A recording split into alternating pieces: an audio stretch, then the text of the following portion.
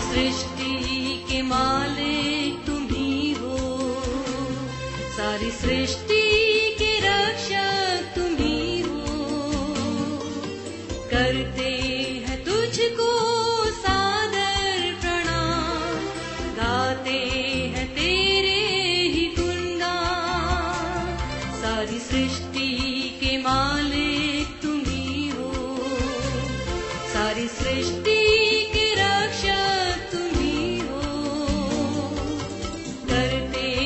तुझको सादर प्रणाम, गाते हैं तेरे गुणगान। हालेलुया, हालेलुया,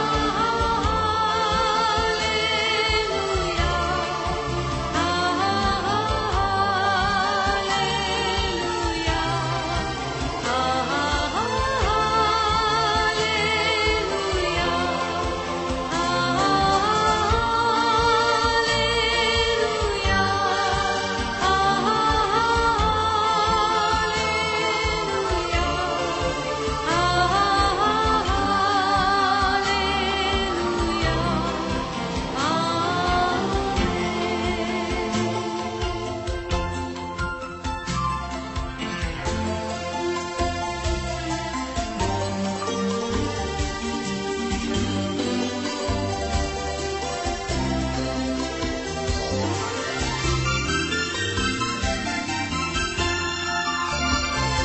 सारी सृष्टि को तेरा सहारा, सारे संकट से हमको बचाना।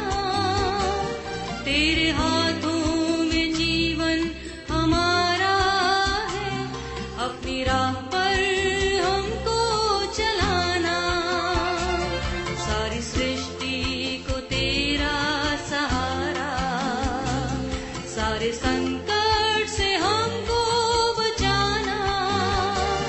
तेरे हाथों में जीवन हमारा।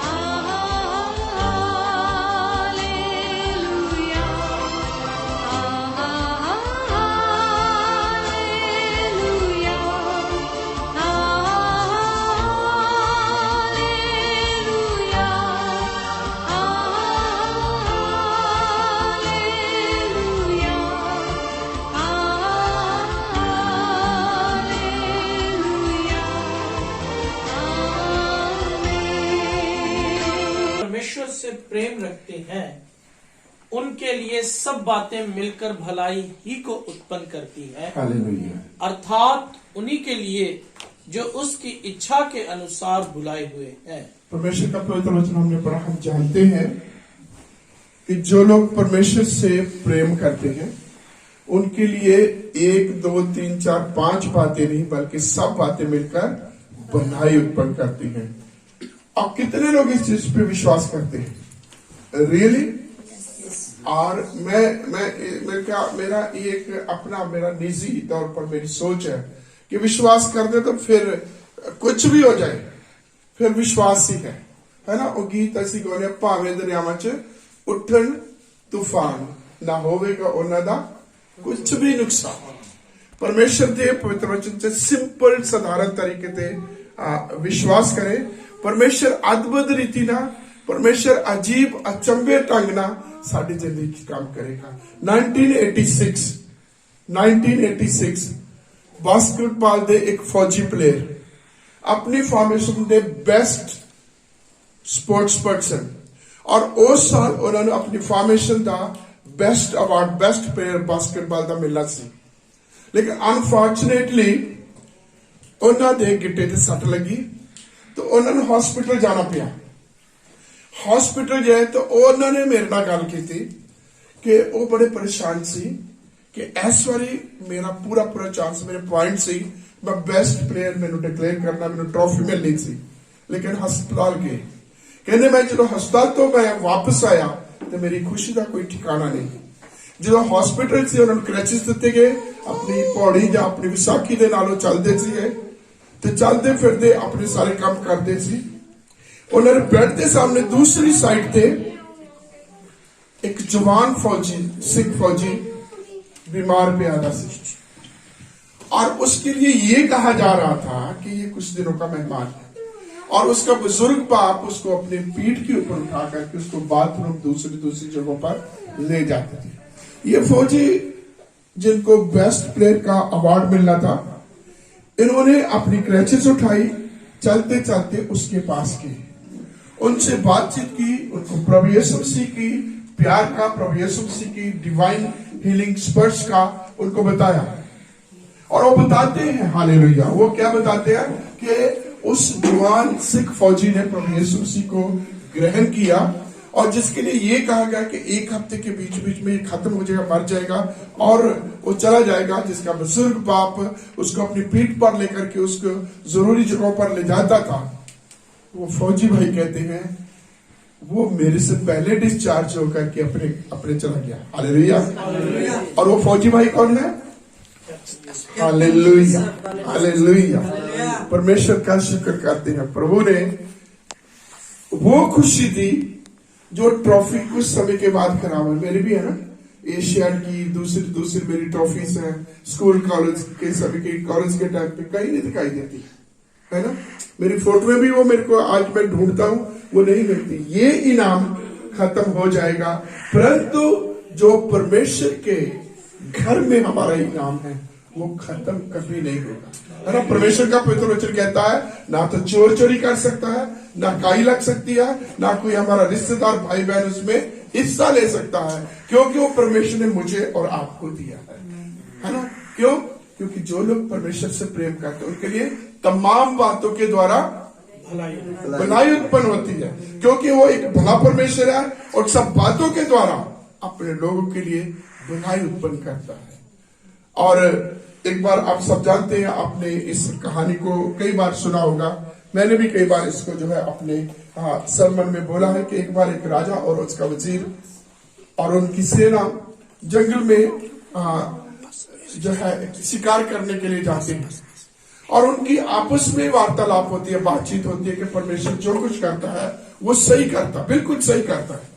परमेश्वर के सब काम जो है वो सही है और राजा और वजीर जो है उनकी इस बात के ऊपर, राजा और वजीर इस बात के ऊपर सहमत नहीं है और परमेश्वर और जो वजीर इस बात के ऊपर पूरा अटल था कि परमेश्वर जो कुछ करता है सही करता है। और क्या हुआ, वो अपने हथियार तेज करते, अपनी तलवार तेज करते हुए राजा की उंगली कट गई और राजा ने वजीर से बोला मेरी उंगली कट गई तो क्या परमेश्वर ने सही किया है? और राजा को बहुत गुस्सा है, कहता चल मेरी उंगली कट गई है तो ऐसे कह रहा। तो उसी के समय उसको नौकरी से निकाल दिया। तुझे आज के बाद तुझे नौकरी से निकाल दिया। वो वापस जंगल से अपने घर आ गया, क्या कह के? परमेश्वर ने ये भी सही किया है, क्योंकि परमेश्वर जो करता है भला करता है, वो जो कुछ करता है वो सही करता है। आगे चलते चलते वो घर आ गया वजीर। राजा अपनी सेना के साथ आगे जाता है, जंगल में निकलते निकलते दूसरी सीमा में पहुंच जाता है। और वो उस सीमा के जो लोग हैं, जो जंगली लोग हैं, उन्होंने इस राजा को और इनके साथियों को पकड़ लिया और अपने कबीले के सरदार के सामने ले गए। उनका फेस्टिवल था और उस फेस्टिवल में उन्होंने एक जो है बलि का जो उनका जो चढ़ावा, जो बलिदान देना था, वो उन्होंने तैयार किया। और राजा का अपने कबीले के सरदार को बोला हमें वो बलिदान करने के लिए, वो बलि चढ़ाने के लिए हमें वो नर मिल गया है। बड़े खुश में चलो ठीक है, अब हम अपनी देवी के सामने, अपने देवता के सामने हम बलिदान करेंगे। लेकिन उनका एक असूल था और पवित्र वचन का भी ये असूल है कि हमारा चढ़ावा, हमारी भेंट खोटी नहीं होनी चाहिए, उसमें किसी भी प्रकार की खोट नहीं होनी चाहिए। राजा ने, कबीले के सरदार ने ये कहा कि इसको एक बार चेक कर लो, इसके अंग में कोई कमी तो नहीं है। और सब चेक किए, कहते हाँ जी इसकी एक उंगली जो है वो कटी हुई है, इसको छोड़ दो। राजा का दिमाग खुला। आज यदि मेरे पूरे अंग होते तो मैं बलि का बकरा बनाता। आज मेरी जीवन की आखिरी सांस होती, आज मुझे बलिदान कर दिया गया। एक उंगली कटी, मैं बच गया। राजा को वजीर के पास गया, अपनी गलती को माना, वजीर को बोला आपने सही कहा था, परमेश्वर जो करता है वो सही करता है। वो कहता है राजा बादशाह सलामत, परमेश्वर ने सही किया। मैं इस करके कह के आ गया था कि ये जो मुझे आपने नौकरी से निकाला है वो सही किया है, क्योंकि यदि मैं आपके साथ होता, यदि मैं नौकरी पर बरकरार होता तो मैं भी आपके साथ जाता, मैं भी जंगल में पकड़ा जाता। आपका तो एक अंग कटा होने की वजह से आपको छोड़ दिया, मैं संपूर्ण अंग होते हुए मेरे को बलि का बकरा बनाता, मेरी जान खत्म कर दी जाती है। इसलिए आपने मुझे नौकरी से निकाला, मेरी जान, मेरी जिंदगी बच गई। और इस प्रकार हम सब विश्वास करते हैं कि परमेश्वर उन लोगों से जिनसे वो प्यार करता है, जब वो लोग जो परमेश्वर के इंतजाम में, परमेश्वर की योजना में बुलाए गए हैं, परमेश्वर उनको सब बातों के द्वारा भलाई उत्पन्न होती है। हम इंसान हैं, इंसानी तौर पर सोचते हैं, हमारी सोच जो बहुत सीमित है। हम आज तक ही हैं, इस जगह तक ही हैं, हम अपने रिश्तेदारों तक ही हैं, हम अपने भाई बहन, बच्चे, माँ बाप, बेटे, हस्बैंड वाइफ तक सीमित है। लेकिन हम परमेश्वर की उस असीमित योजना के बारे में बहुत कम सोचते हैं। परमेश्वर भलाई उत्पन्न करता है और इस प्रकार ये हमने अपनी अपनी जिंदगी में बहुत बार अनुभव किया, बहुत बार हमने अनुभव किया है। एक जो है सेलर्स होते हैं, सेलर्स समुद्री जहाज चलाने वाले, वो अपनी समुद्री जहाज की खोज अपनी ड्यूटी जा रहे हैं। बहुत बड़ा तूफान आया, बहुत बड़े तूफान से उन्होंने किश्ती, उन्होंने समुद्री जहाज टूट गया। तो वो इधर उधर करके सारे बिखर गए, पता नहीं कोई चिंता रहा कोई की होया। तो एक उन्होंने कैप्टन जड़ा ही उन्हें तैर के एक आइलैंड थे, एक टापू थे पहुंच गया। इधर उधर उन्हें दरख्तां ने फल वगैरह खा के, कुछ जो भी उन्हें मिलता रहा, समुद्र में जो भी चीजा बह के आ रही ही उन्होंने फड़ता ही, वो खा के अपना गुजारा करता। चलते चलते उन्हें देखे कि मेरा शायद हुण मैं तो अपने घर या अपने शहर च नहीं जा सकता। तो उन्हें की किया, उत्ते उन्हें झुग्गी बना ली, एक कुल्ली बना ली, और कुल्ली बना के फिर जो इधर उधर अपने वापस आया, उन्हें अपनी हांडी चढ़ा के अपने चूल्हा जला लिया, इट्टा का चूल्हा थी। तो उन्हें की लकड़ा और घाह फूस पा के वो कुछ कर दूसरी साइड से करना, जितने उन्हें टाइम लग गया। तो अग हौली हौली निकली, लकड़ा तो अगे जो भी उसे पराली वगैरह जो भी उन्हें इकट्ठा किया सारे लग के वो झुग्गी सड़ गई। उन्हें दूरों देख के दौड़ा आया और बहुत रोन लगा। और रो रो के परमेश्वर दे नाल वो लड़ाई कर लगा। परमेश्वर तू मेरे नाल बहुत बुरा कीता, पहला तो मैं एक अच्छा अफसर सीगा तो तू मैनू उस मेरी टीम तो अलग कीता, मैं इत्थे आकर के एक झुग्गी बनाई है और इस झुग्गी च मैं जे हुण मेरे 4 दिन चंगे निकले आ तो तू फिर मेरा तू घर इत्थे चला के रखता। और इस तरह रोंदा रहा, परमेश्वर नू बुला पर अपने दिल च कहता रहा, जो भी करना ही करदा रहा, रोंदा रोंदा रोंदा रोंदा वो बल्कि बिल्क के अपनी उस जमीन ते लेट गया। अगले 10-15 मिनटां दे विच एक हैलीकॉप्टर उत्थे आके उतरिया और वो हैलीकॉप्टर आके उन्होंने आके उत्थे ओहदे नाल गलबात करदे कहंदे असीं धुआं देखिया तो धुआं देख के असीं सोच लिया कि इत्थे इस आइलैंड ते इस टापू ते कोई इंसान रह गया। अग वेखी और धुआं वेखिया, इस करके धुएं नूं वेख के इत्थे आए। तो उन्होंने नूं पहचान लिया, फिर उन्होंने पेट और देश और ऑफिस उत्ते लैके गए और ओहदी नौकरी फिर पहला वांगर बहाल कर दी गई। घर चल गया, झुग्गी चल गई, लेकिन जिथों उन्हें सब कुछ उन्हें खो दिता ही, where he lost everything, now once again God has given her everything। तो कई बार छोटी छोटी नुकसान, छोटी छोटिया कमियां साड़ी जिंदगी च आउंदियां, लेकिन परमेश्वर इन्हें तमाम चीजां दे द्वारा साडे वास्ते भलाई उत्पन्न करता, लेकिन असी नहीं समझ सकते। असी बहुत ही लिमिटेड साड़ी सोच है, साडा दर्शन बहुत छोटा है, लेकिन परमेश्वर एक असीमत पर इनफाइनाइट गॉड जिदा सब कुछ ही बहुत ज्यादा, तो कभी भी अपने बच्चों को नहीं छड़ता, कभी भी अपने बच्चों को नहीं छड़ता। एक और वचन पढ़ाएंगे, उत्पत्ति 15 का विचार किया था, परंतु परमेश्वर ने उसी बात में भलाई का विचार किया जिससे वह ऐसा करे जैसा आज के दिन प्रकट है कि बहुत से लोगों के प्राण बचेंगे। ये बात कौन कह रहा है? यूसुफ, याकूब का 11वां बेटा, दुलारा बेटा, प्यारा बेटा, जिन्हों बहुत प्यार करता, अंग रखे विश्वास के, सुंदर कपड़े पवा के अपने कोल रखता, कभी उन्होंने बाहर नहीं जान देता सी। ते ओ परमेश्वर उन्हें दर्शन दिखाता ही, तो अपने दर्शन अपने भैन भरावां नाल, अपने भरावां नाल, अपने पापा मम्मी दे नाल शेयर करता सी।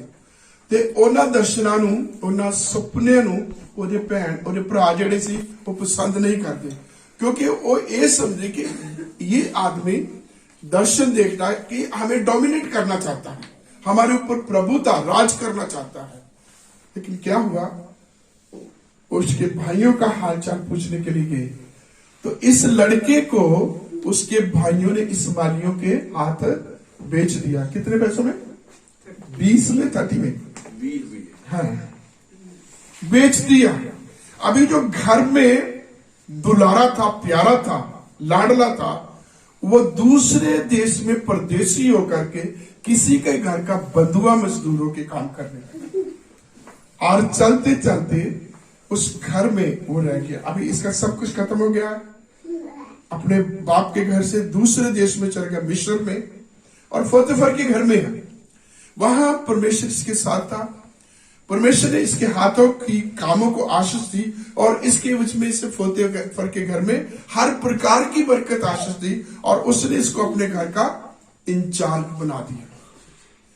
और चलते चलते उसी घर में इसके ऊपर कैरेक्टर असैसिनेशन का दोष लगता है, चरित्र हनन, और उसके बाद क्या होता है, ये जेल में। और जेल में रहते हुए अब ऐसा लग रहा है कि इसकी जवानी के बाद इसका बुढ़ापा भी यही, और एक दिन इस जेल के बीच में ये मर जाएगा। लेकिन परमेश्वर इसके लिए वो काम करना चाहता था, परमेश्वर की इसके लिए वो योजना थी जो उत्तम थी। जैसे परमेश्वर का पवित्र वचन कहता, मैं तुम्हें पूंछ नहीं बल्कि सिर बनाऊंगा, शिरोमणि बनाऊंगा। बचपन में परमेश्वर ने इसको दर्शन दिया, बचपन में परमेश्वर ने इस दर्शनों के द्वारा बातें की कि ये इसके सामने सभी झुकेंगे, इसके सामने सूर्य चंद्रमा में इसको प्रणाम करेंगे। और इसका क्या था कि ये परमेश्वर के दर्शन में उस विश्वास से टस से मस नहीं हुआ, ये उस विश्वास में दृढ़ता से बना रहा, अपने आप को संभाला रखा, अपने चरित्र को संभाला रखा, पवित्र और पाकीज और वफादार परमेश्वर के प्रति ये बना रहा। कभी कोई गिला, कोई शिकवा, परमेश्वर की कभी शिकायत नहीं की, विश्वास में दृढ़ता से बना रहा।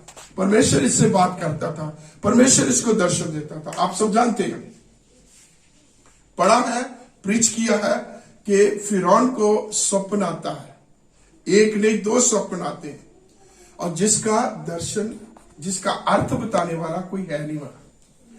और उससे पहले 2, एक पिलाने वाला, एक खिलाने वाला राजा फिरौन के थे, जिनके स्वप्न आए और उनके होनार के अनुसार, उनके रिजल्ट के अनुसार उनको बताया गया, और जैसा यूसुफ ने बताया था वैसा ही जो है उनके साथ हुआ। और जो खिलाने वाला था, उनमें से जिसका स्वप्न सच हुआ था और वो जिंदा था, उसको अब याद आया, एक इब्री लड़का है, जेल में है, और जेल में क्या है, उसको स्वप्न बताने का परमेश्वर ने अनुग्रह किया हुआ है।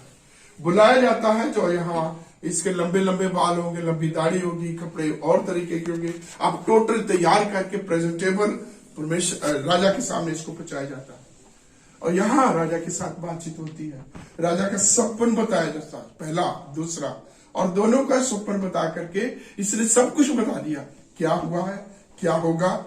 और एक सजेशन, एक सलाह राजा फिरौन को दी जाती है कि मैं राजा को ये चाहता हूं कि राजा किसी एक ऐसे समझदार बंदे को नियुक्त करे, जो इन अकाल के, जिनको अच्छे सालों की, जो बहुत भरपूरी के साल है, उपजाऊ साल है, इन सालों की जो भी उपज है, जो भी अनाज है, उसको इकट्ठा करे, ताकि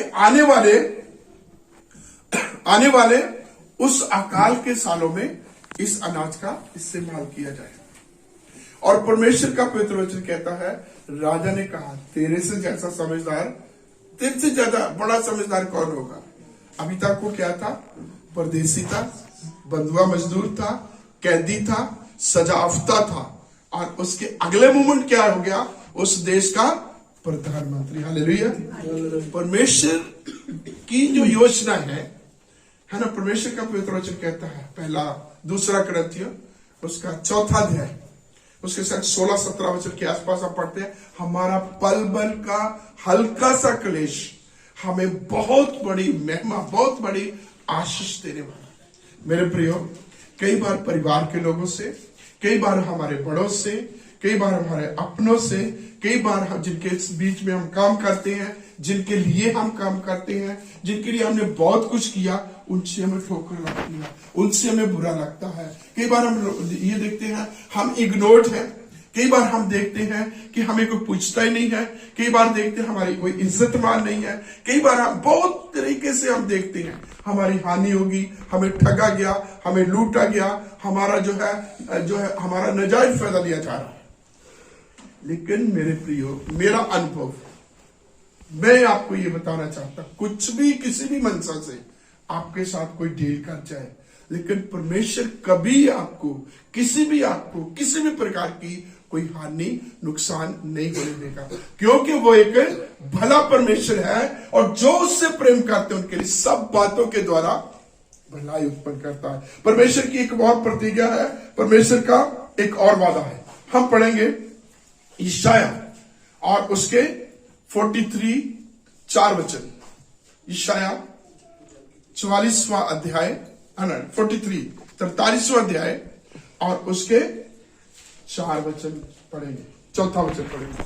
मेरी दृष्टि में तू अनमोल और प्रतिष्ठित ठहरा है, और मैं तुझसे प्रेम रखता हूँ, इस कारण मैं तेरी संगति मनुष्यों को और तेरे प्राण के बदले में राज्य के लोगों को दे दूंगा। परमेश्वर का वचन की कह रहा है, मेरी दृष्टि में तू, you are precious in my sight, you are precious in my sight, मेरी दृष्टि में तू अनमोल है। दुनिया, महल्ले वाले, परिवार वाले, ऑफिस वाले, जिन्होंने बच्चे काम करते हैं, वड्डे छोटे, कोई हमें किसी भी प्रकार से डील करे, लेकिन परमेश्वर क्या कहता है, यू आर, सुन रहे आप, you are precious in my sight. दुनिया के लिए तू कुछ भी नहीं है, दुनिया के बीच में तेरी कोई कदर नहीं है, परिवार के बीच में तेरी कदर नहीं है, जिन बीवी बच्चों के बीच में तूने बहुत काम किया, मेहनत की, उनको अपनी जिंदगी भर की कमाई उनको दे दी, अगर उन्होंने नहीं आपकी कदर की। अगर तेरे बच्चों ने जिनको तूने अपनी तमाम सब कुछ दे दिया, अगर उन्होंने नहीं तेरी कदर की, मैं तेरी कदर करता, क्योंकि मैं तुझसे हालेलुया प्रेम करता हूं। मैं तुझसे प्रेम करता हूं। जिसको परमेश्वर प्रेम करता है वो उसको कभी भी छोड़ता नहीं है। इसलिए मेरे प्रिय, आज मैं आप सबको बोलना चाहता हूं, आप सबको जो है आह्वान करना चाहता हूं कि विश्वास में बने रहें, विश्वास में दृढ़ता से उसके वचन को थामे रखें। मैं अक्सर इस चीज से मुझे बड़ा अजीब सा लगता है, पासवान, उससे बड़े लोग, एवेंजलिस्ट, विलेज प्रीचर, विश्वासी लोग, परमेश्वर का वचन बहुत रटा हुआ है, परमेश्वर की पवित्र वचन जो बहुत रटा हुआ है, लेकिन इम्प्लीमेंटेशन में वो टोटली फेल है। मैंने बड़े बड़ों को देखा। और मैं आपको आज ये बताना चाहता हूं कि मैं सीएनए में क्यों गया।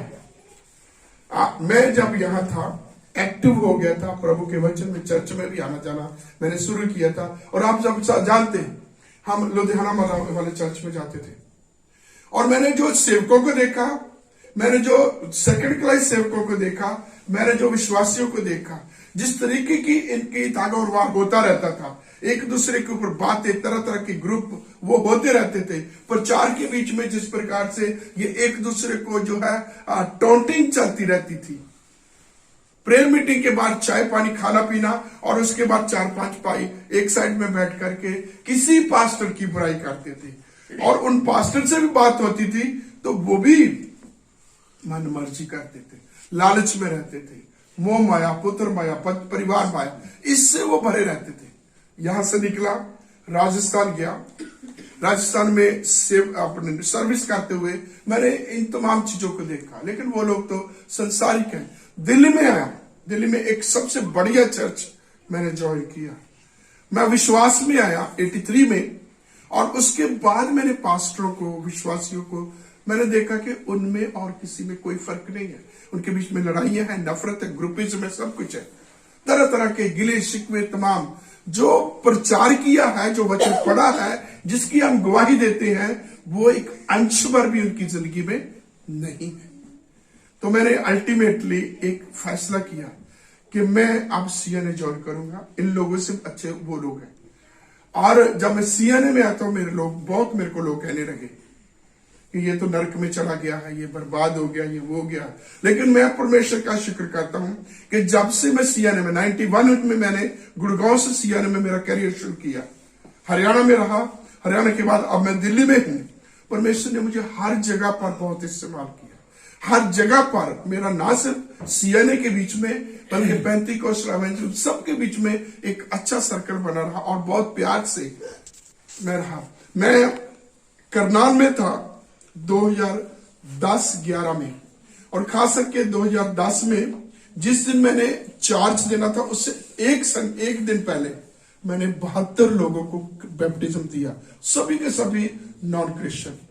वो आज मैं जब कभी जाता हूं करनाल में, तो मैं देखता हूं कुछ फैमिली को छोड़ करके बाकी सारा का सारा वही लोग हैं जो मेरे उन 3 सालों के बीच में, जिन्होंने प्रभु को ग्रहण किया, जिनको कुछ भी नहीं आता था और जिनको लोग कुछ नहीं समझते थे, आज उन्हीं का परिवार, उन्हीं के बच्चे, वही लोग उस चर्च के पिलर बने हुए। तो बहुत बार लोग हमें कुछ नहीं समझते, लेकिन परमेश्वर जानता है, और परमेश्वर जानता हमें कहां, कैसे, किस तरीके से उसने हमें इस्तेमाल करना है। तो इसलिए विश्वास में बने रहे। मेरा एक और सोच है कि यू फुलफिल योर कमिटमेंट, बाकी छोड़ दो, है ना। विनम, मैंने क्या बोला? जो हमारी जिम्मेवारी है वो पूरा करो। दूसरे की मेरे प्रति क्या जिम्मेवारी, छोड़ दो, भूल जाओ। अगर मैंने वफादारी से, ईमानदारी से परमेश्वर को हाजिर नाजिर जान के, बिना किसी शोबाजी से, मैंने अपनी जिम्मेवारी अपने बड़ों के प्रति, अपने साथियों के प्रति, अपने भाई बहन, अपने छोटों के प्रति, अपने दोस्त मित्रों के, अपनी कलीसिया के प्रति अगर मैंने जिम्मेवारी निभाई है, उन्होंने मेरी कदर नहीं जानी, तो वो परमेश्वर मेरी कदर जानता, क्योंकि उसका वचन कहता है, यशायाह 43:4 क्या बोलता है? You are precious in my sight. तू मेरी दृष्टि में अनमोल है, तू मेरी दृष्टि में अनमोल है। बहुत बार कहना साडी ते कदर ही नहीं हुई, सानू तो कभी किसी ने पूछा ही नहीं, है ना। आज तेरे वास्ते कुछ भी नहीं है, लेकिन प्रभु जानता है जी। दुनिया वाले ने अपने अपने घर वाले ने इज्जत दी तो परमेश्वर इज्जत देगा। यूसुफ दे नाल यही होया। यूसुफ बचपन खराब हो गया उसका, नहीं बचपन खराब हो गया। आज ये लड़की है कितनी खुशी से खुशहाली से ये रहती है, माँ बाप दादी दादा परिवार के तमाम लोग, है ना। वो लड़का है अभी था यहाँ है ना, देख के बच्चा माँ बाप को, छोटी बच्ची है तो कितना है ना। तो जब 12 साल का बच्चा घर से बिगाड़ परदेसी होकर के किसी के घर में जाकर के उसे बंधुआ मजदूर बन के काम करना पड़ता है, तो उसकी बचपन खत्म हो गया, बर्बाद हो गया। उसकी बाल्यावस्था को खराब होगी। जो कहते हैं खेलने के दिन थे जहां यार दोस्त पहचान बनती है, वो खराब हो गया। जवानी में आकर के भी उसकी जवानी बर्बाद होती दिखे, आगे कोई कुछ नहीं दिखाई दे रहा। लेकिन परमेश्वर ने जो उसके लिए सोचा था, दैट वाज द बेस्ट। वो दुनिया से सब बातों से अलग था। अभी जो अकाल पड़ा मिस्र में, सभी लोग अनाज लेने के लिए, इंचार्ज कौन था?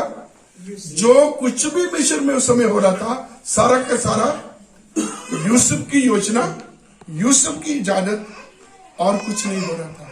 फिरौन ने अपना परिवार छोड़, अपनी पत्नी छोड़ करके सब कुछ यूसुफ के हाथ में कर दिया। उसके अपने भाई आए हैं, अपने भाइयों से तो आज बदला ले सकता था ना, आज तो ये राजा है।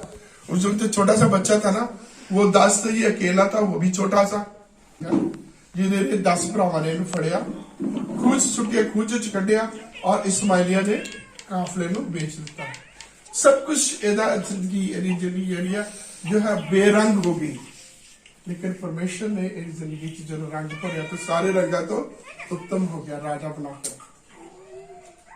हम बहुत बार ऐसा सोचते हैं, बहुत बार हमारे साथ आ जाता है। मैं एक ही कहना चाहता हूं, लुक अपॉन द लॉर्ड, प्रभु की तरफ देखते रहो, उसके वचन को अपने हृदय में रखें, उसके वचनों में बने रहे। जो परमेश्वर का वचन कहता है, ना तो दाईं और ना बाईं और, बिल्कुल वही करें, तो दुनिया कितना भी कुछ हो जाए। एक हम पुराना शेर है, इसमें तो होना नहीं चाहिए, लेकिन उसमें ये कहता होगा, वही जो मंजूर है खुदा होता है।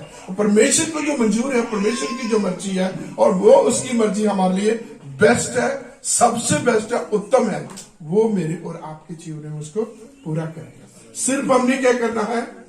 प्रभु में बने रहना है, प्रभु से प्रेम करना है, उसके वचनों को प्रैक्टिकली अपनी जिंदगी में इंप्लीमेंट करना है।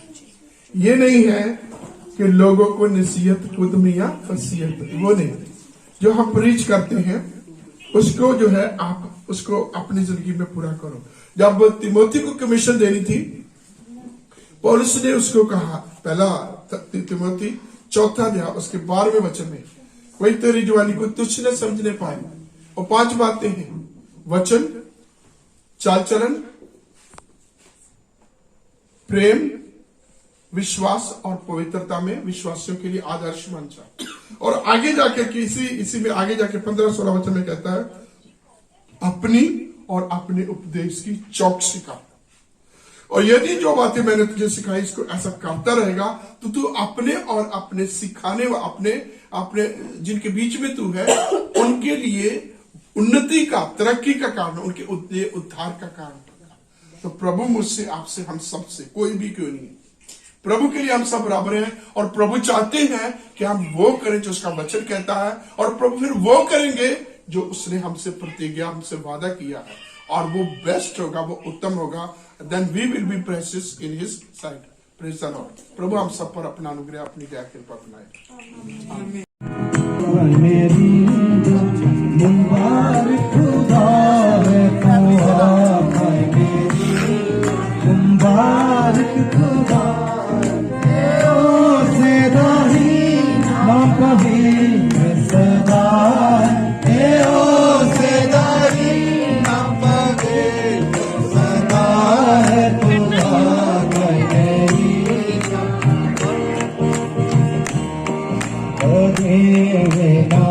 ना